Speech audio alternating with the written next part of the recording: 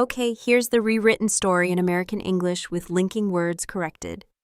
Punctuation changed character names, except Rowena added emotions and dramatic details, and a valuable lesson at the end. Hi, I'm Rowena.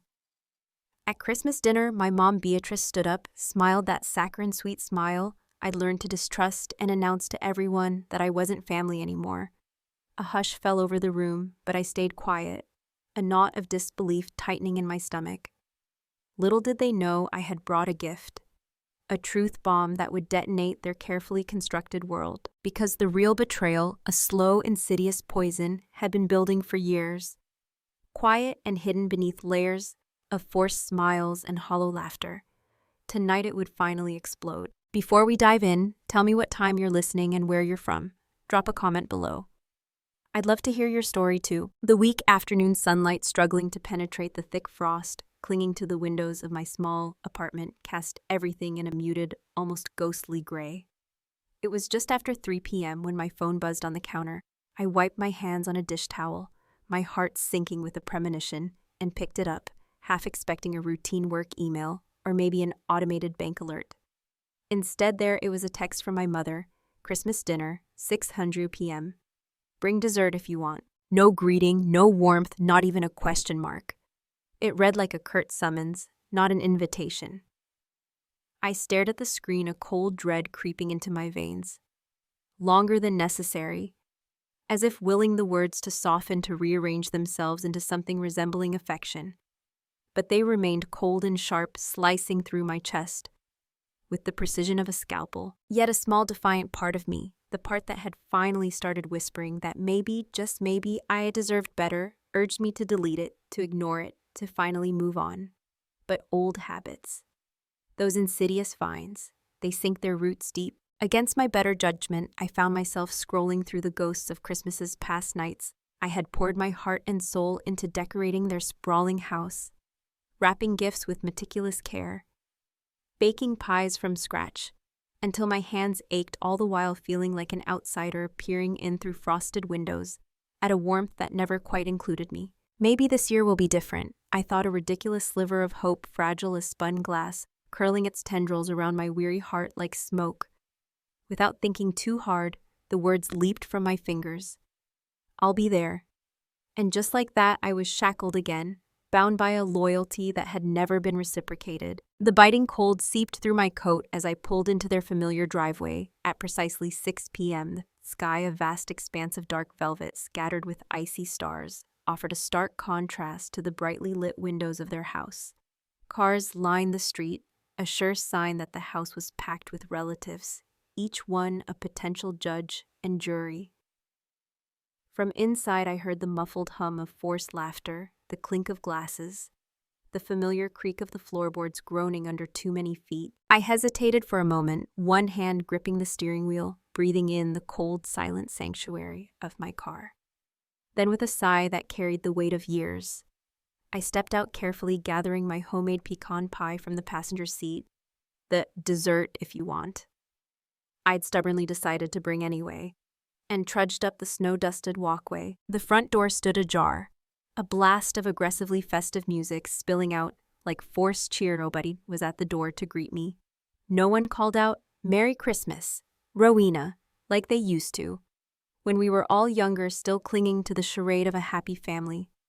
I stepped inside, brushing snowflakes off my boots and smoothing my hair, feeling the familiar sting of being unseen. Not one head turned. My mother, Beatrice, glanced up briefly from the kitchen, gave me a tight, perfunctory smile that didn't reach her cold eyes, and returned to carving the glistening roast. My sister Shauna caught my gaze from across the crowded living room and offered a grin so practiced, so devoid of genuine warmth, it could have won her an award in a toothpaste commercial. No one else even bothered to acknowledge my arrival. The living room was a cacophony of conversation and brittle laughter, none of it touching me. I stood in the middle of my childhood home, a ghost in my own past, feeling utterly invisible. I set the pie on the crowded kitchen counter. No one offered a word of thanks. No one made space. No one even looked. Quietly, I made my way to the periphery of the gathering, perching awkwardly on the arm of a plush sofa, feeling like an unwanted ornament.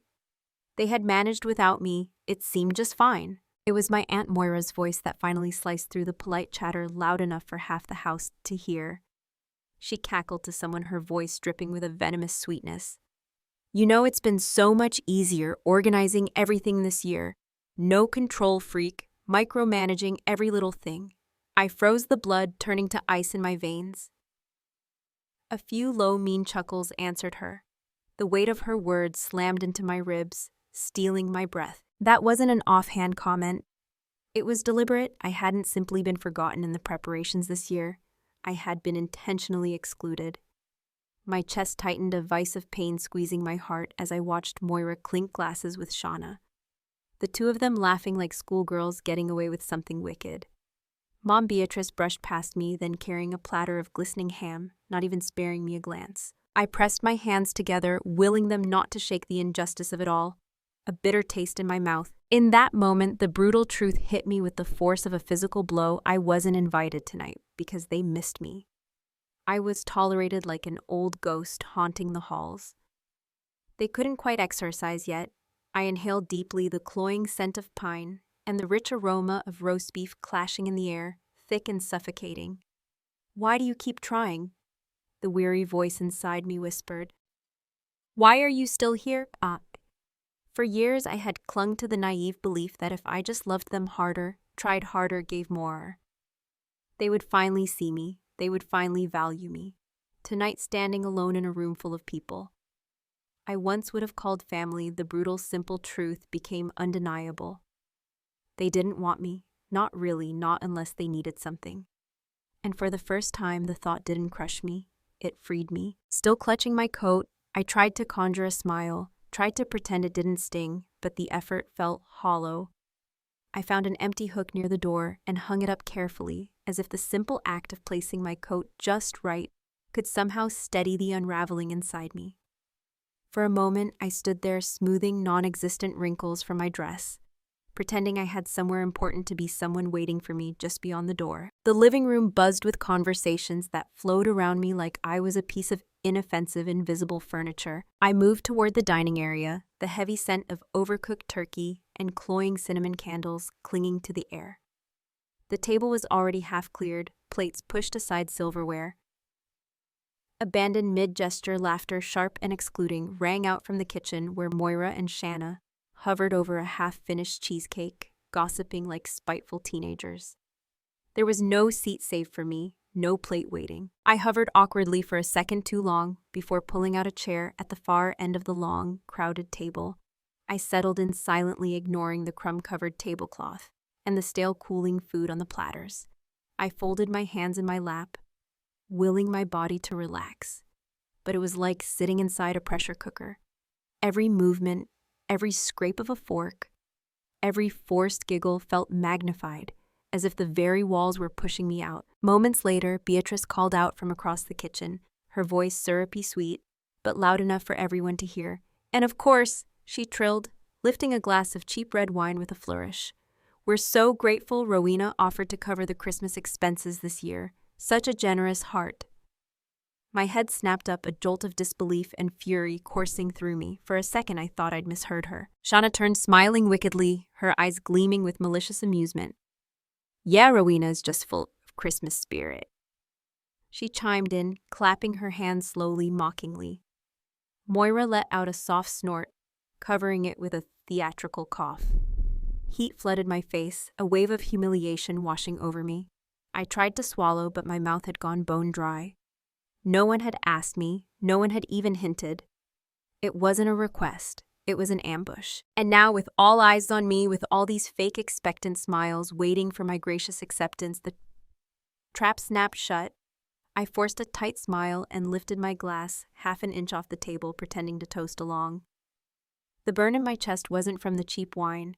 It was the searing humiliation, the crushing realization that once again I wasn't family to them. I was a wallet with legs. A few half-hearted cheers went up around the room, quickly swallowed by more laughter and chatter as they moved on, comfortable in the assumption that I would play along like I always did. I picked at the cold green beans on my plate. My appetite completely gone, memory after memory tumbled into my mind, each one a fresh stab of pain. The Thanksgiving where I quietly paid off Moira's rent so she wouldn't get evicted. The summer trip Shauna took on my dime after I'd covered her final tuition bill. The emergency dentist appointment Dad Wallace needed that somehow morphed into my new credit card balance. I hadn't just been generous. I had been a convenience and expectation. I tightened my grip on the fork until my knuckles whitened, the anger simmering beneath my ribs, slow and deliberate. No longer the fiery burst of outrage, but something far more dangerous. A clarity sharpening into resolve. They didn't love me. They didn't even like me. They used me, and somehow for years I'd let them. I set down my fork gently, careful not to make a sound. I wouldn't give them the satisfaction of seeing me flinch. Across the table, Shauna winked at Moira, who smirked back, both so smug, so sure of their victory. I smiled a genuine smile this time, because they had no idea. None of them did. This was the last Christmas they would ever get anything from me. No more checks. No more last-minute rescues. No more pretending. I folded my napkin, slowly smoothing the edges with meticulous precision. Inside my mind, I wasn't sitting at that battered dining table anymore. I was already elsewhere, drawing up the borders. They would never again be allowed to cross. There was no need to make a scene, no angry declarations, no tears. They'd made their choices. Now finally, so would I. Lifted my glass one more time in a silent toast to myself, a small private rebellion no one noticed. And that, I realized, made it even sweeter. As the evening stumbled along, filled with forced laughter and cheap recycled jokes, I stayed quiet, observing the people who had once been my entire world and now felt like strangers renting out my past. The longer I sat there, the lighter I felt, as if the invisible weights I'd carried all my life were finally sliding off one by one. It wasn't just about the money. It never had been. It was about the expectation, the entitlement, the ingrained belief that my life, my success, my sacrifices belonged to them, not anymore. They thought they could shame me into silence, trap me with guilt. But guilt only works when you believe you owe someone something. And tonight, for the first time, I saw the truth clearly. I owed them nothing. The glass in my hand felt heavier with every second that ticked by. I lowered it to the table, carefully aligning it with the edge of my plate, as if precision could somehow mask the tremor crawling up my spine. All around me, the room buzzed with forced merriment, conversations spinning like wheels stuck in the same muddy ruts. I set down my fork, my appetite gone, my mind sharpening like a blade. The scrape of utensils against chipped plates filled the room, a background hum beneath the brittle laughter. A chorus of inside jokes floated from the kitchen, laughter too loud, words too sharp, the kind that felt less about joy and more about exclusion. Mom Beatrice was the first to strike directly. She dabbed her mouth delicately with a napkin, then offered a syrupy smile to no one in particular.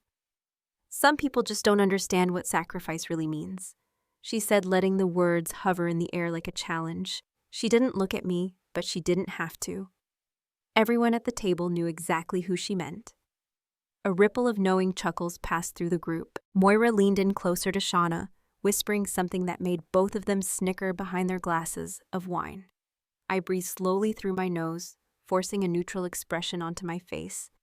But inside, something ancient and brittle cracked a little more. Beatrice wasn't finished. She speared a slice of ham and added with a saccharine laugh, "It must be nice not having real responsibilities. Must be nice to just drift through life." This time, Shauna didn't even try to hide her smug smirk. My fingers tightened around the edge of my napkin, the fabric rough against my palms. Every word was a stone thrown straight at my ribs, small enough not to leave a visible mark, but heavy enough to bruise all the same. I said nothing, I did nothing, but inside I was cataloging every insult, every wound, stacking them up, preparing. Across the table, Shauna set her wine glass down with a flourish and leaned forward, her voice rising, slightly above the hum of conversation. "I just feel really blessed, you know," she said, wide-eyed and falsely humble. "My cosmetics line is doing better than ever. Built it all myself from scratch." Beatrice beamed at her like she'd announced she cured cancer. Moira clapped lightly as if she were afraid of smudging her perfectly manicured nails. I kept my smile frozen, a brittle mask, but my heart pounded so loudly in my chest. It was a wonder no one heard it, built it all herself from scratch. The memories came rushing back unbidden and viciously clear. Shanna sobbing into the phone at midnight because she couldn't afford her startup loan, the frantic Venmo requests, the whispered promises to pay me back as soon as we're on our feet, thousands of dollars siphoned off from my savings over years, erased now with one smug, calculated lie. "You're amazing, Shauna," Moira gushed, clutching her arm with exaggerated enthusiasm. "Seriously, some people just talk about success, but you—" She paused dramatically. "You made it happen." My mouth tasted like ash. I reached for my water, my hands steady, only because I forced them to be. They were rewriting the story right in front of me, recasting themselves as self-made heroes, casting me as nothing. An extra in their triumphs, a ghost funding dreams that I was now politely asked to forget. I swallowed hard, the room blurring at the edges for a moment, but I didn't cry, I didn't storm out. I sat still the way you do when a snake is coiled at your feet, and you know, any sudden movement could be fatal. Inside, however, the rage was no longer a firestorm. It was something colder, more precise, a blade honed over years of being bled dry. They didn't want me, they didn't even see me. They only saw what I could give. And now that I had stopped giving, I was nothing but a weight they wanted to cast off.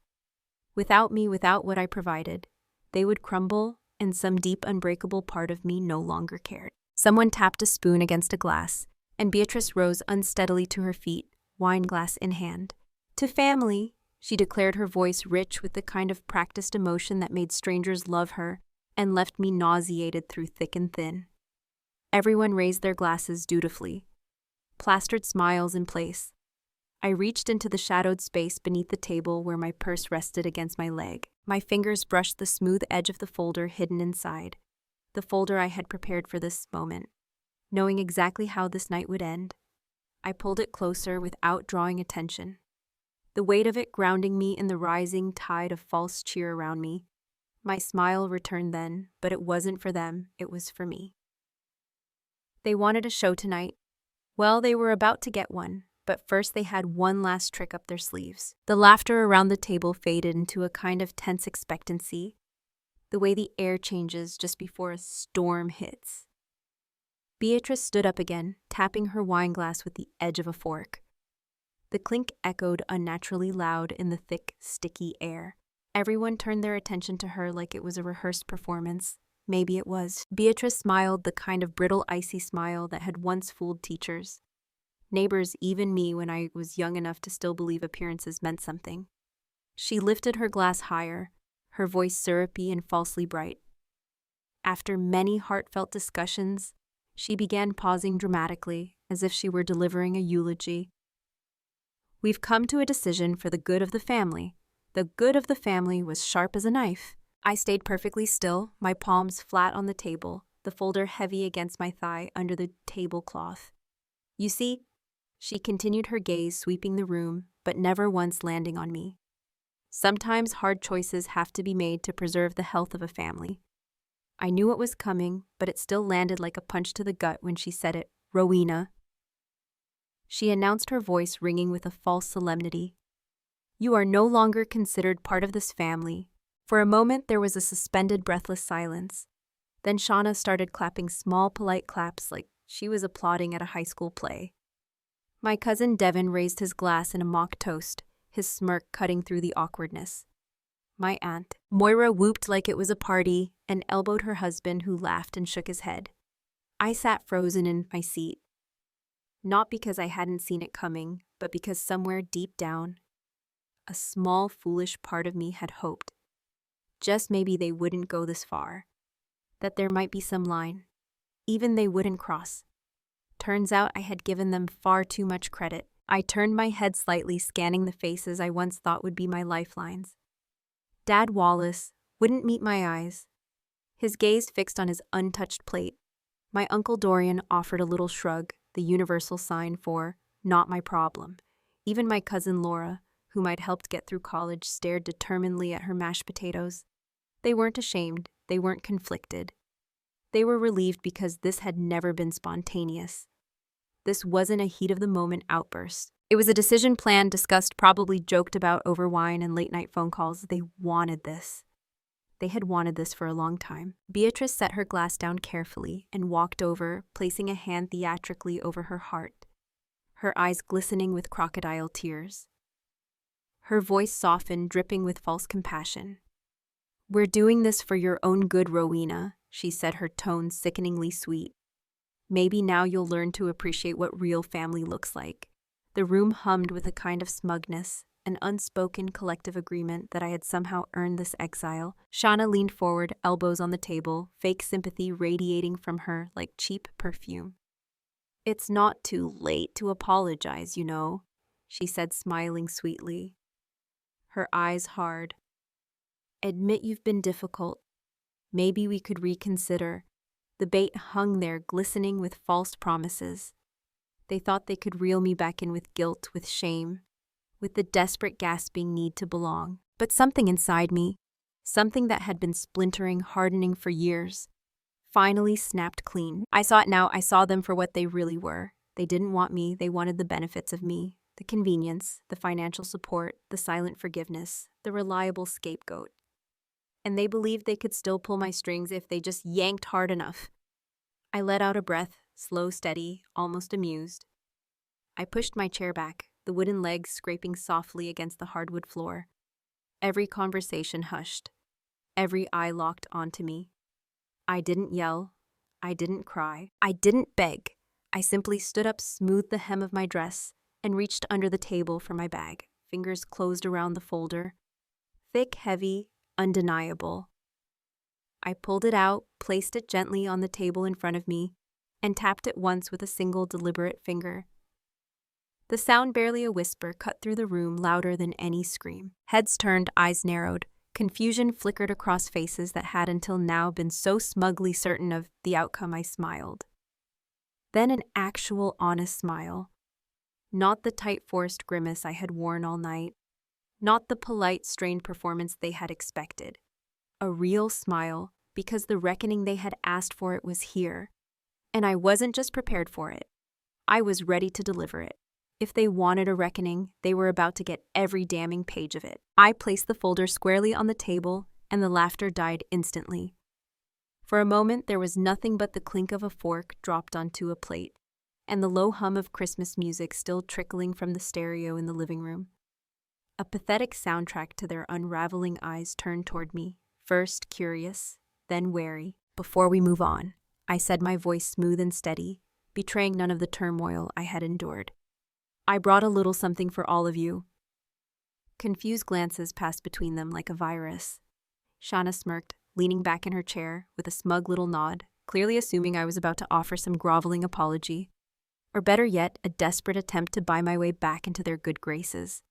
They thought they knew me so well. Without another word, I slid the folder across the table until it sat directly in the center, daring anyone to open it. Shauna naturally couldn't resist the bait. She reached out with a flick of her manicured fingers, flashing the room a performative eye roll, as if to say, "What now?" Her smirk widened as she flipped open the cover. The smile didn't survive the first page. Her face stiffened, the carefully applied makeup suddenly looking garish against her paling skin. Color drained from her cheeks. Her hand, so casual just seconds ago now, trembled slightly as she flipped to the next page, and the next. The silence stretched thick and suffocating, punctuated only by the frantic rustling of paper. I sat back, folding my hands neatly in my lap, watching the collapse happen in real-time bank transfers. Payment receipts, screenshots of text messages begging for help at all hours of the night. Venmo records, emails with urgent subject lines like, "Just this once, and I promise I'll pay you back." Every favor, every emergency, every dime, all meticulously documented, all undeniably true. Shauna slammed the folder shut as if it had burned her. Moira leaned over, her eyes narrowing as she skimmed the top few pages. She gasped aloud, her hand flying to her mouth as if trying to physically push the damning evidence back inside.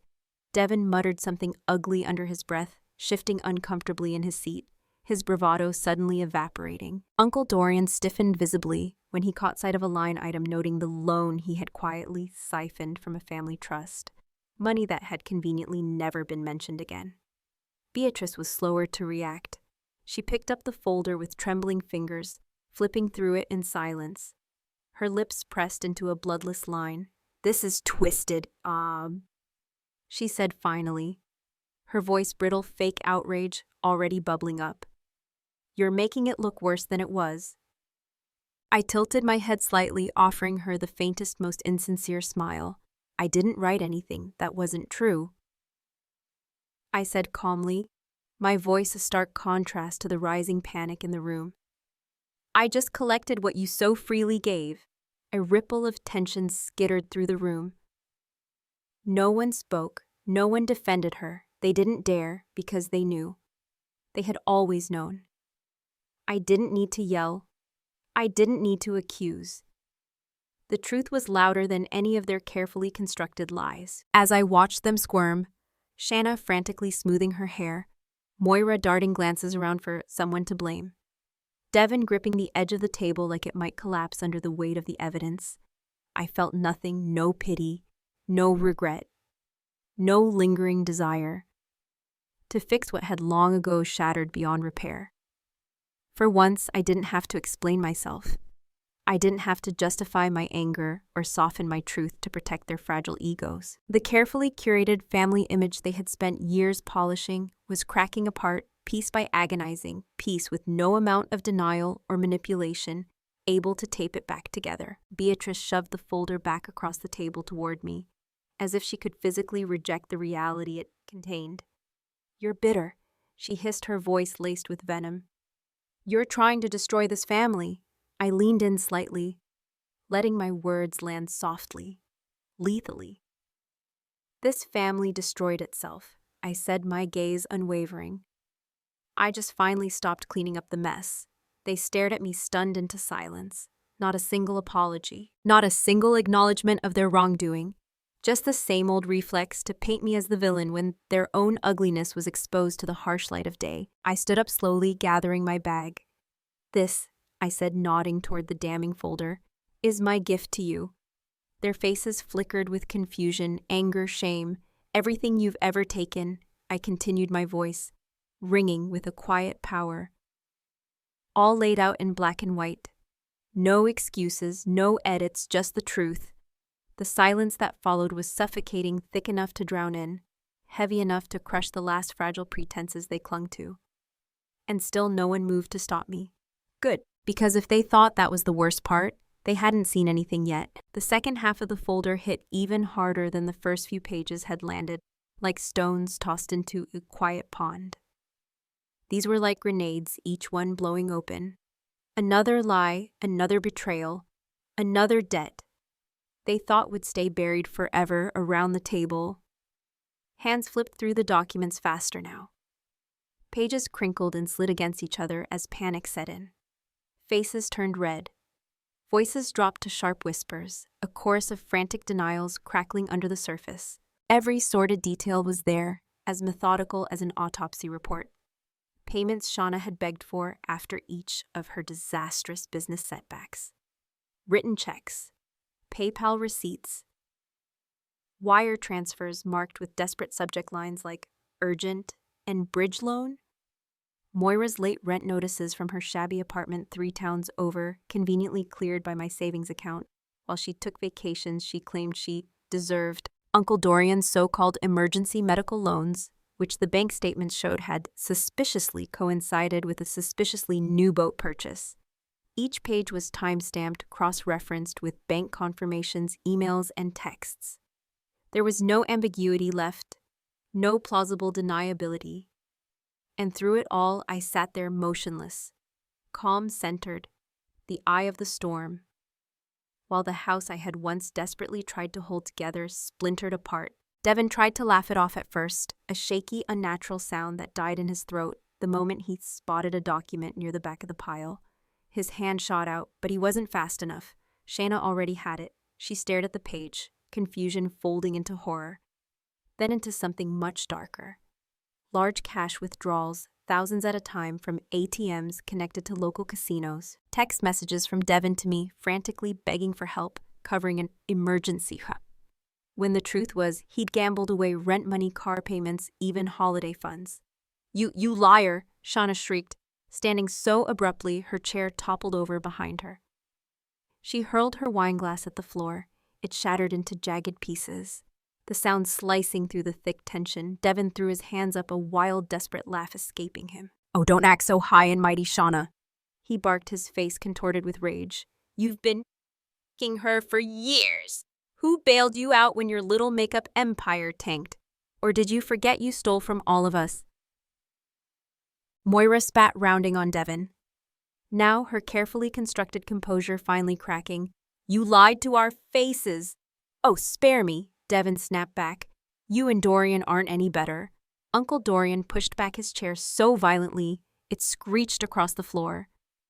His face was mottled red as he jabbed a finger at Devin. "I only took what I deserved," he roared, his voice shaking with indignation. "After everything this family put me through, that trust was practically owed to me." The arguments exploded from there, ricocheting around the room like bullets, Shauna screaming Devin, cursing Moira, wailing about betrayal, Dorian ranting about entitlement. No one was on the same side anymore. The alliances cracked. The carefully choreographed performance of unity shredded itself apart in real time. And I watched detached, distant, silent, like someone standing outside listening to a house collapse in on itself. This family had spent years taking from me, time, energy, forgiveness, money, and tonight, finally, they were devouring each other instead of me. I leaned back slightly, letting the chaos swirl around me.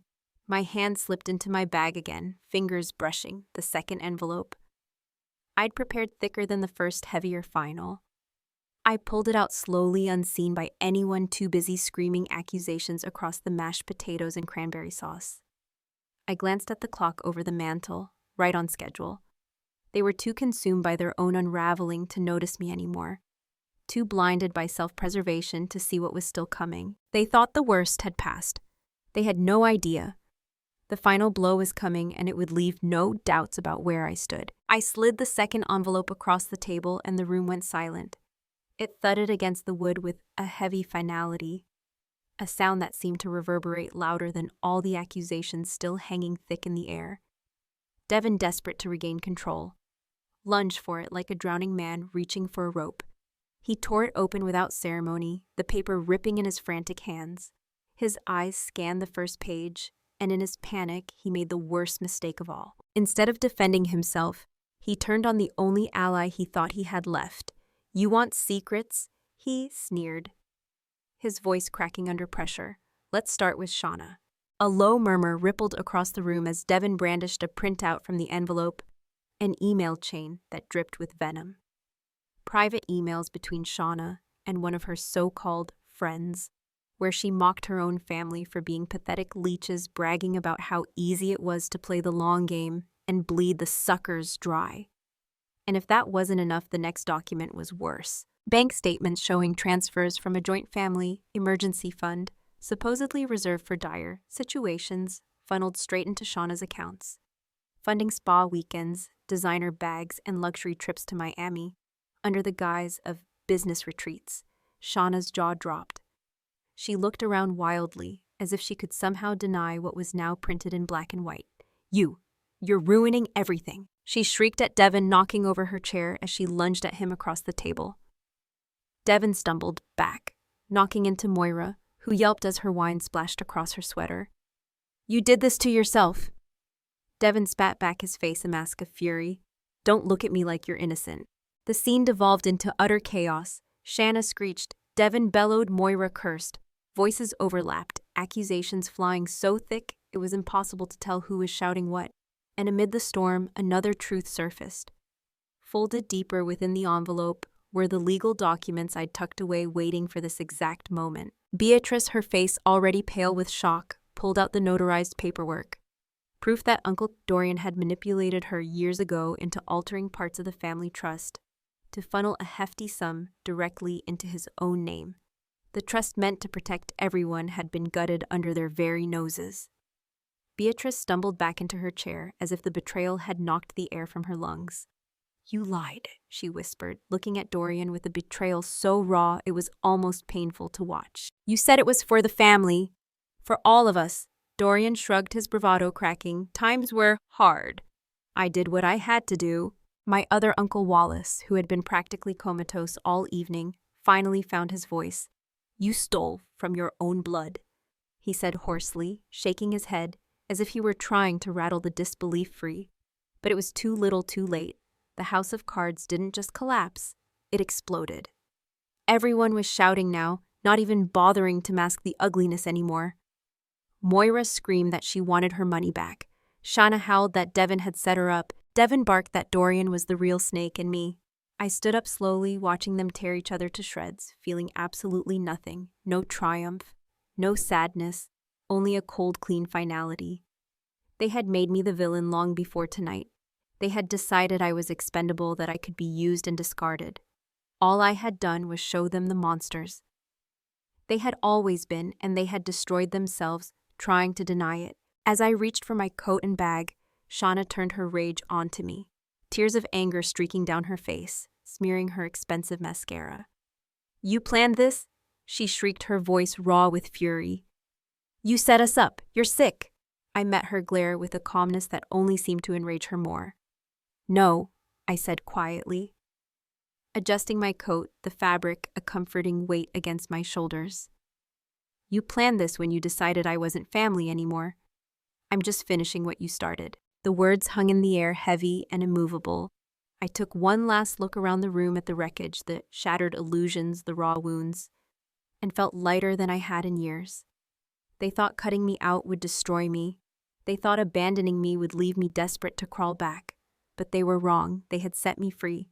And if freedom came with a price, well, I'd been paying their debts long enough. It was time to start investing in myself. I pushed open the front door and stepped into the cold night, the sounds of their bickering fading behind me. But freedom always comes with a price, and I was ready to pay it. I stepped outside into the icy night air, my breath sharp, my hands steady. The chaos I left behind still echoed faintly through the closed door, but it no longer touched me. The weight that had anchored me to them for so long, the obligation, the guilt, the invisible chains, had finally snapped. Pulling my coat tighter around me, I walked toward my car. Every step felt lighter, every breath cleaner. The second envelope tucked safely inside my bag was heavier in its own way, not with regret, but with certainty. I spent that night preparing the final severance. At my kitchen table, under the soft golden light of a single lamp, I opened the smaller envelope. One by one, I laid out the documents, the paperwork revoking my status as medical proxy, terminating financial obligations, severing any lingering emergency contacts. Each signature, each notarized stamp, felt like a stitch pulling closed an old wound. And then there was the letter. It was short, precise, devoid of rage, dripping with resolve. This is not an act of anger, it is an act of survival. I placed everything carefully into a large manila envelope. The next morning, as the sun barely lifted itself over the frost-covered rooftops, I drove to the post office. No hesitations, no second thoughts. The clerk weighed the package, slapped on the postage, and slid it into the outgoing bin. Just like that, it was done. No goodbye, no drama, no performance for an audience that never deserved one. In the following days, silence reigned. A clean, almost jarring quiet filled my small apartment. At first, it felt unnatural, like waiting for a storm that never came. I checked my phone out of habit, but there were no new messages, no voicemails, until they realized what I'd done. The first text came 3 days later. Mom, Beatrice, we were angry. We said things we didn't mean. You're still family. Then another from Moira. Don't let one bad night erase everything. And then one voicemail after another, Beatrice sobbing, saying they could work it out, that family fights, but family forgives. It was all so predictable, so sad. The real blow, the one that tugged at the frayed edges of my resolve, came when I found the handwritten letter in my mailbox, penned in the shaky cursive I'd known since childhood. It smelled faintly of her perfume, lavender and guilt. Rowena, we made mistakes. We said hurtful things. But please don't abandon us. Your father misses you. Ellie keeps asking about you. I don't know how to fix this. Please call me Love Mom. I sat at my kitchen table holding the letter loosely between my fingers. For a long while, I just stared at it, letting the familiar ache wash over me. They hadn't changed. They hadn't understood. They still thought love was a transaction, a tug of war between guilt and duty, setting the letter down without ceremony. I didn't bother crafting a reply. They didn't deserve one. This time, my silence was the answer. Christmas came, I spent it alone. Not in the miserable, tragic sense they had always warned me about, though. You'll be so lonely if you don't fall in line, fear they weaponized against me. I bought myself a small artificial tree, decorated it with lights that twinkled like tiny stars. I wrapped a single present for myself, a framed photo of Duke, my golden retriever smiling with his tongue lolling out in pure, joyful abandon. The apartment smelled of cinnamon and pine, warm and inviting. I lit a candle, I poured a glass of wine. I curled up with Duke on the couch and pulled a soft blanket over us both. For the first time in years, I didn't have to brace for the next demand, the next emotional grenade. No frantic calls, no guilt-laced emergencies, just quiet, just peace. As the snow fell silently outside my window, blanketing the world in fresh, unmarked white, I realized something profound. Love isn't something you earn through sacrifice. It isn't something you buy with silence or loyalty. It's offered freely, or it isn't love at all. They had never loved me, not really. They loved what I gave them, and when I stopped giving, they tried to redefine me as cruel, broken, unworthy. But they were wrong. I stood at the window watching the world beyond my apartment shimmer under the streetlights. I pressed my hand lightly to the glass, feeling the cold radiate against my palm. I wasn't broken, I wasn't cruel, I wasn't alone, I was free. The final image burned into my mind. Wasn't their faces twisted in anger? Wasn't their voices begging for another chance? No, the final image was this. Me wrapped in peace, wrapped in truth, wrapped in the kind of love that expects nothing and demands even less. The real gift wasn't the folder or the revenge. It was the freedom to finally live. I thought the silence would be the end of it, but silence has its own stories to tell. It fills the spaces left behind by chaos, magnifying everything you thought you'd buried. Some nights, it was a comfort, wrapping me in a much-needed peace.